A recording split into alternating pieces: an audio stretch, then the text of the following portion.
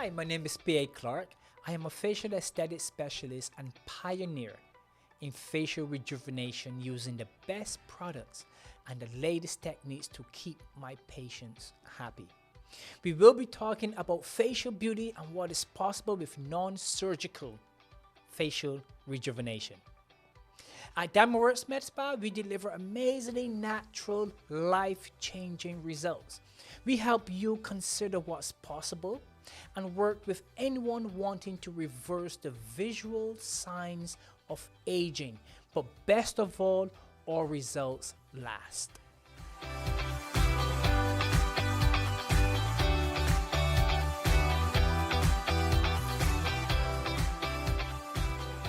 Hi, welcome to Diamondworks podcast.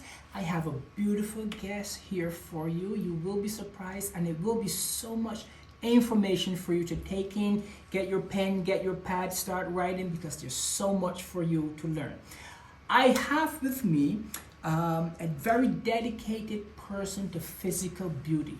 She is a scientist, she's an author, and she's here with us today to discuss what you need in terms of your body shape, your body type, and how to get you where you want to be. Welcome, Christine Hronec. Yes, thank you. All right. Now, I have difficulty with the last name. Yes. Help me out. How is it pronounced? And Hronec. It's like ironic. okay, like Yes. ironic, Hronec. Yes. Okay. And where's this beautiful name from? Where's Hronec from? Yes, it's actually a Slovak name, Czechoslovakia. I'm actually half Filipino and half Slovak. Interesting. Yes. Interesting. I'm sure you get this question constantly. Oh yeah, what are you? What are you? Exactly. Okay. Now, tell me, how did you get into this space? How did you get into thinking about, caring about other people's beauty and shape and wanting to do something about this? It's interesting because I came into this space from the scientific perspective. I'm a biochemical engineer. My bachelor's and master's, and I spent the beginning of my career working for DuPont in the lab, in the plant, worked there for several years and moved on into the biotech space. And after I worked in biotech, I had an opportunity to become an owning partner in a dietary supplement manufacturing company. I built the plant, got it FDA registered, certified, and was doing a lot of product development in food science. And as I was doing that, part of the products I was asked to develop include protein supplements, include sports nutrition supplements. And I always wanted to improve my physique to a certain level where I remember Janet Jackson was really popular back then. She's still popular, Yeah, but she's still popular. but I remember when she came out with those abs, I was just like, wow, I want to look like that. Yes. And no matter what I did, I couldn't do it. And here I am in this space, I have all this knowledge, but yet here I am just like everybody else, trying diet after diet, like just approaching it very haphazardly, just very throwing stuff at the wall, seeing what sticks. Right. And that's when I said to myself, I'm like, look, I need to apply science to this, because if it cannot be measured, it cannot be improved. Right. And right. once I started saying, okay, well, you have what you eat and you have how you work out. And the reality is I was trying to outrun the fork. I see. I was a marathon runner for several years. I thought that if I just ran enough, did enough cardio, I would lose weight. You would burn and Yes. you would burn and you would get your budget. Why gauge girl? So I wish it had a very deep philosophical meaning, and I could make that up here on the fly, but it doesn't. There was a website, bodybuilding.com, which still exists, and my first body space profile screen name was Gauge Girl, because my first manufacturing company was Muscle Gauge Nutrition. Okay. And All right. Gauge girl. Yes, I was Gauge Girl. Yeah, I do like it. I do like it.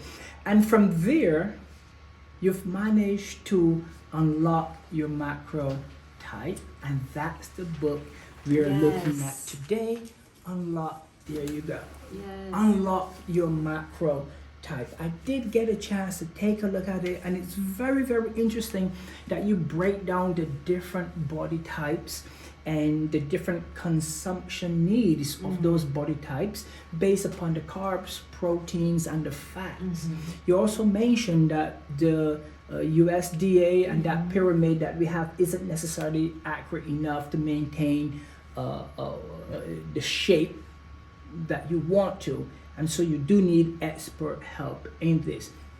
I definitely would recommend it because I've learned a lot from the book itself.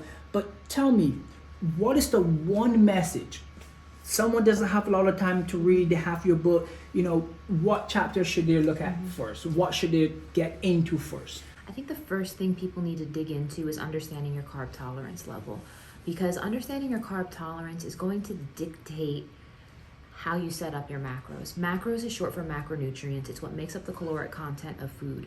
And, all food is either a protein, a carb, or a fat. The biggest variable in people, of all the clients I've worked with, over 40,000 people, is going to be how the body responds to carbohydrates. And there's a spectrum. So on one end of the spectrum, we have folks who have like type 2 diabetes, they have insulin resistance, their ability to process glucose is highly compromised. On the other end of the spectrum, we have endurance athletes, we have those folks with just a really high metabolism, can eat anything, they make us all mad, and it's a range. And the thing is, where are you on that range? And I think so many people think that they need to just arbitrarily go low carb because somewhere somebody said carbs are bad. And here's the thing, 1 gram of carbohydrates binds 3 grams of water. So if you reduce your carbs, you lose water weight.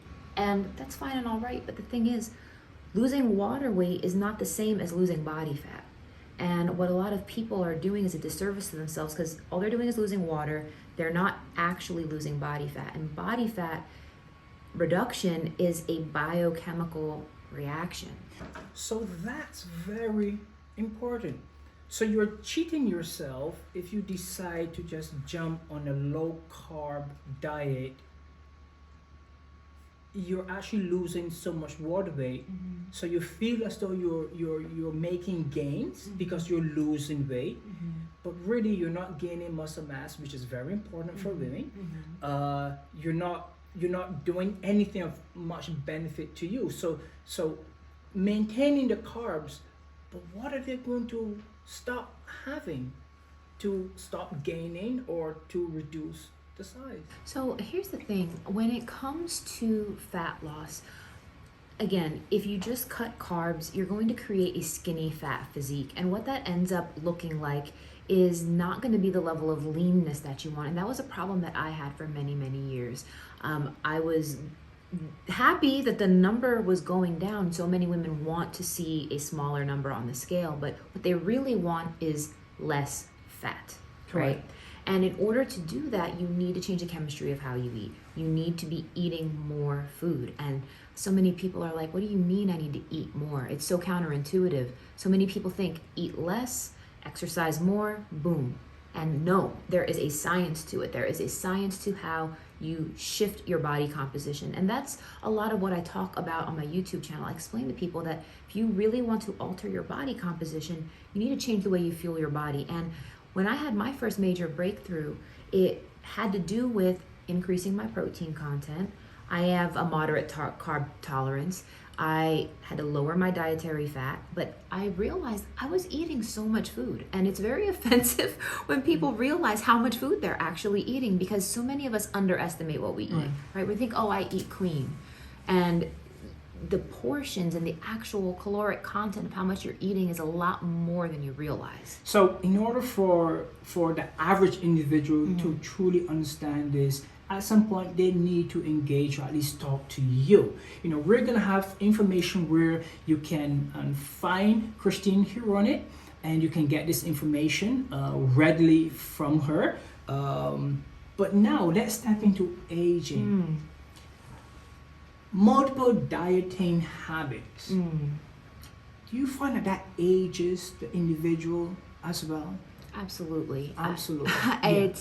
It's crazy because not only does it become harder and harder to lose weight as you get older, I think another thing is the things that people were once successful with in their teens, in their 20s, in their 30s, it doesn't work after 35, in the 40s, and the 50s. Absolutely. I tell most of my patients that you cannot eat the same you ate at 25 when you're 35 or 40. Not at all. You cannot drink alcohol the same you were doing. You cannot work out or do strenuous activities the same you were doing when you were 25. More importantly, you cannot eat the same way when you were 25. So having that big meal or that juicy burger and then another burger and then ice cream and then so forth, you know, your body isn't tolerating this at all. Does it link to aging? 100%, because the skin is the largest organ of the body.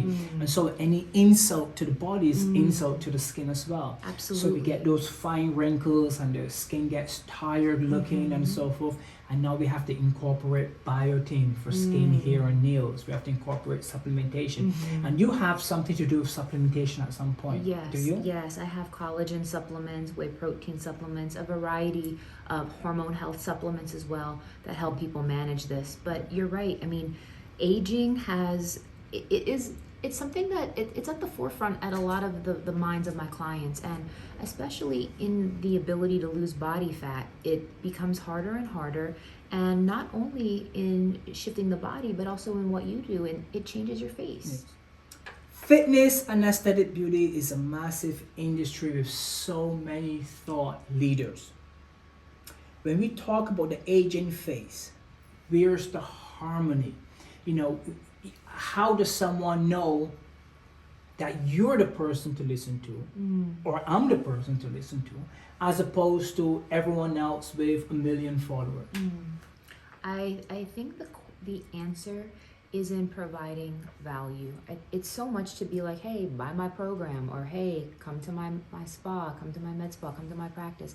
But people really value when you can speak like an authority, explain the why behind your methods, your approach, and when you can actually answer questions with authority and some intelligence and value. Because some people, if they ask their coach or the nutritionist, well, why do you want me on this type of program? Why is this that, or why do you have my carbs at this level? Why is my protein at this level? If they can't answer it, that's a challenge. And I'm sure you see the same thing. Like if someone's asking you some questions about your procedures or your methods, the answer shouldn't be like, because I said so, you know what I mean? Or just because. There needs to be more explanation to that. And people do recognize that. Also, you know, your success stories, word of mouth, other people's experiences with you. But definitely, I think it's up to people like you and me to educate people. It's up to us to, you know, be on our platforms talking about the questions and concerns people really have. And that's how I grew my business on YouTube. Right. I answered questions, and then I go in the comment section, there's more questions, and people don't know what they don't know. And the more questions I saw, the more videos I made. And I'm not, you know, people are like, I'm giving away all this information for free. And I think the best thing that we can do is to educate and provide that value, because you know, that's how people will come to trust. Consistently answering those questions. Now, we live in an image-guided society. Everything is about image. Everything is about what looks good and whether I'm going to engage in something. And it has to look good in order to engage in it. From the cars, to our spouses, to our homes, to the stuff in our house. How do we incorporate, how do we lessen that thought process? How do we stop focusing on everyone else's perception of us, and how do we drown this out? How do we focus on ourselves in terms of getting the body and the shape that we want? Well, I think the first thing is going to have to stem from self-love, self-care, some body positivity. I think that it's a very important foundation to make sure that you're doing this for the right reasons, right? So, I mean, eating healthy, it's not just to look good naked, you know? You want to nourish your body. You want to have a sound mind. You want to be fueled. You want to be able to concentrate. You want to have quality sleep. You want to have energy to play with your kids, or just to live life, you know? So in the book, you definitely mentioned that as well. You know, one of my fears is that sometimes there's just too much information. There's so much information from every aspect. I know you have your YouTube channel. That's going great. Congratulations. Thank you. But yes, information overload. You know, I fight with my patients in dispelling some myths, or trying to change the thought process in terms of what they want to look like based upon their co-workers, based upon what the family thinks they should look like. You know, I typically say, what do you want to look like? What makes you look better? What area of the face do you not love as much? And what area of the face do you love more? And I try to work that into it. Do you see clients as well in terms of discussing the body image, the body figure? They're in front of you. Here's what we're going to do. Here's the plan. Do you send them home with something? Do you give them homework? Absolutely. And it's funny you say that, because it just brought a thought to my mind. And this is where I started talking about body types to begin with, because some people will have an expectation that they want to have a certain type of physique. They will have an expectation that, you know, they see Kim Kardashian looks a certain way and they wanted to have, you know, wider hips. They want to change their whole physique and composition. And the reason I even started talking about body types was because I wanted people to understand what was possible for their physique. And the reality is, I can only take you so far. You know, I'll explain what is possible. We can lose body fat. There's certain things we can control, but I can't control your bone structure. I can't control the length of your torso. I can't control a lot of things, but we can build muscle. We can lose fat. And these are the things we can do. And I think it actually encourages people to see what is possible within the realm of the context of their current body type. Very good. So you can't just have your perfect body type by dropping carbs and increasing the proteins. It doesn't work that way. You can't have the perfect face by just, you know, putting as much lotion and the latest trending moisturizers on your face. You need a professional to guide you through these processes to get you looking your best. I guarantee you, you will always come out on the winning end when you incorporate someone who have studied this for such a long time. Which brings me to my next question. You have an impressive background, successful business. Talk to me briefly about crash diets. So crash dieting, like I said, it's something I see early, I see it often, and there's nothing that frustrates me more than when I see somebody choose to take this approach. What you're doing is, by drastically cutting your calories, you are going to lower your metabolism. And when your metabolism drops, your ability to burn fat is not only compromised, your body is going to go into a catabolic state where your body actually starts burning your muscle tissue as fuel. Wait a minute, let's repeat that. If I drop my carb load, say I don't have my bagel in the morning and I don't have my rice or my pasta, and I'm really taking carbs out of the picture. I'm just having my celery, my spinach and you know, vegetables and lean chicken, no carbs. Then I'm not really burning, or I don't have the capacity to burn as much fat as I could have if I don't have the carbs, because carbs are necessary. Correct. Do we get the carbs from the fat we already have? So the thing is, Or the energy to burn? your body can tap into stored body fat for fuel. That is possible. But overall, your metabolism is going to drop and everything is going to decline from there. So you become sluggish. You're not moving. Yes, that well. you're sluggish, your energy is low, and ultimately you're going to crash and burn. Like, literally. I see it early, I see it often. Everybody thinks that they can outsmart their body. It doesn't work that way. It doesn't work that way. You need fuel to function. You need to eat. And I feel like I've spent so much of the time with my clients reteaching them how to eat. Reteaching them what food is and getting people to a place where they can have a better relationship with food, because I feel like culture is so toxic. A lot of people just are afraid of food at some point, and they just don't know how to handle it. They don't know how to approach it, and it can be very troublesome. When is protein loading dangerous? I don't think I've ever seen a state where protein loading is dangerous.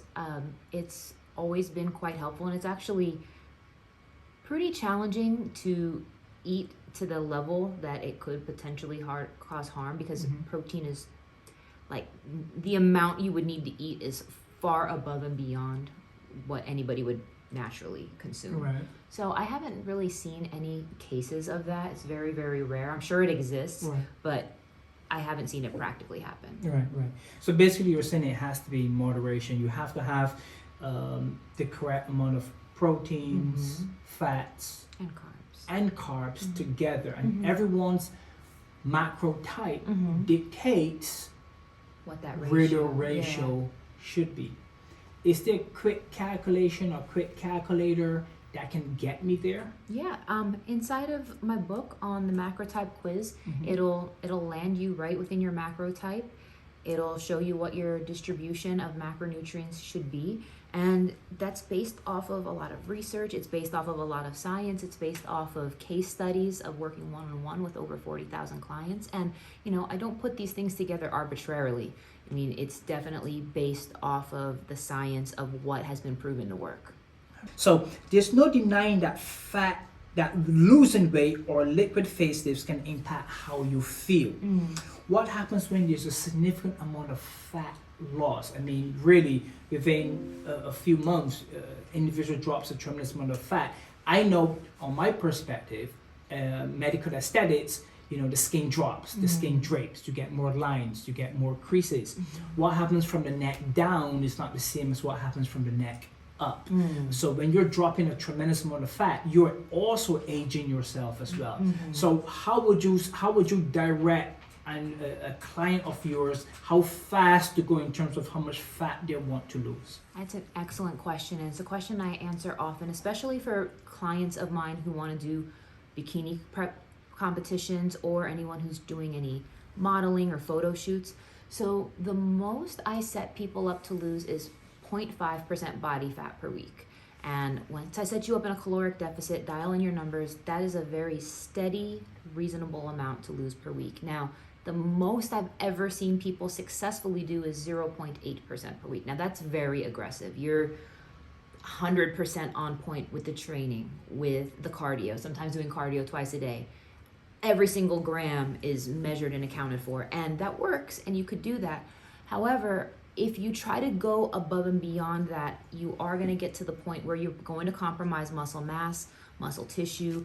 You are going to get to the point where if you're losing it too fast, especially depending on what your starting weight was, you could have some stretch marks, you could have some saggy skin in that case. It just depends on the person, but I try to have people losing at 0.5% body fat per week, just to make sure that the body can catch up with that. Where do you stand? Where do you stand on clients asking or inquiring, geez, Christine, should I start some Botox now? Should I start some fillers now? Where do you stand? It's an interesting question, and typically when people ask me questions about doing surgical or even non-surgical things to impact their health, well, not health, appearance, I think it's to each their own. I think that it's not for me to say what is right for somebody. If that is what's going to make somebody feel confident, that's what's going to make somebody feel better. I mean, heck, it's something I'm considering, I think that it's up to the individual, and I think I want to support anybody feeling empowered and feeling better in their own skin. Yeah. J-Lo has a beautiful face, beautiful body. What are your thoughts there? Is it regarding is natural or not? And it doesn't matter at this point. I mean, I think she's flawless. I think she's absolutely flawless. I think she looks healthy. I think she has a very natural appearance to her. I think she's a goddess. Yeah. I think she's a beacon for everyone who's interested in taking control of their body and their appearance. Absolutely. I mean, at her age, she looks like a 30-year-old. How old is J-Lo? I think she's in her early 50s now. Early 50s now? Yeah. All right. Yeah. All right. I just saw her new movie. She's still getting married. Yeah, she's looking. I love her. I love what she does in reference to medical aesthetics.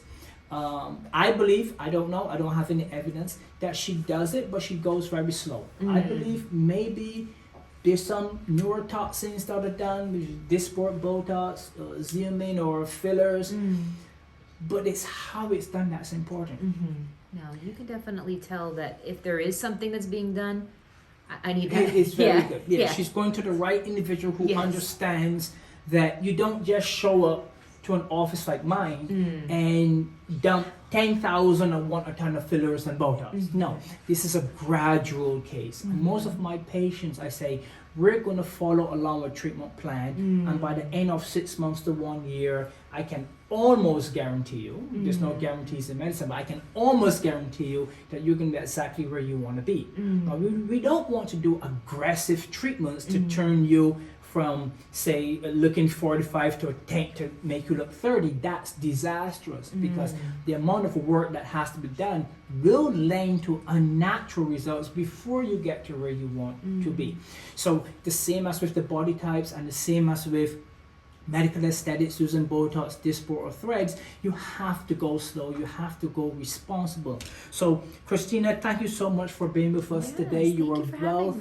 Yes, thank you. No, it's your wealth of information. You clearly know what you're talking about, and I do recommend that everyone needs the ability to either talk to you or buy the book, take a read on the book, highlight things, circle things, mark things off, go to her website or the YouTube and ask these questions. She definitely will answer you. And I will also say that incorporating medical aesthetics, incorporating a fitness regimen, a diet regimen, for the complete whole of yourself is more important than looking good for that wedding, 1 month from today, or looking great for an anniversary or so. So again, thank you, Christine. Where can people find you? So you guys can find me on my website, GageGirlTraining.com. You can find me on Instagram at GageGirlTraining, YouTube GageGirlTraining, or my supplement site, GageLife.com. And where can we buy the book? So you guys can buy the book anywhere books are sold. It's available on hardcover on Amazon. It's available on Audible as well as ebook, but Barnes & Noble, Target, wherever your favorite book retailer is. Join us next time when we will be discussing in detail the glow up, total body and face transformation. Christine, are you going to join us for that episode? I would love to. Thank you so much. Awesome.